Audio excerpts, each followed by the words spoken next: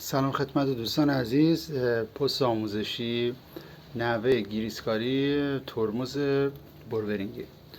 ببینید اینجا یه درپوش پلاستیکی داره. ما این درپوش پلاستیکی رو در میاریم که این درپوش به خاطر این گذاشتن که داخلش حالا آب و یا خاک اینا نره که بوربرینگاش خراب نکنه. شما میتونید از یه سرنگ استفاده بکنید. داخل سرنگ میتونید گریس بریزید و این گریس رو تزریق بکنید داخل سیستم ترمز.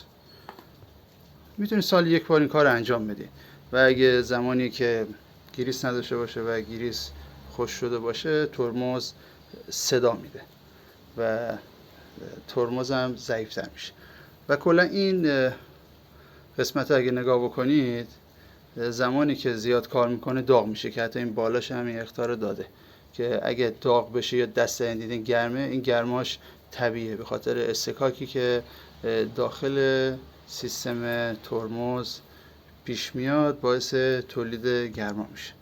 و ترمز هم که اگه خواستین شل بکنین میتونین از این قسمت ترمز رو شل و صفر بکنین.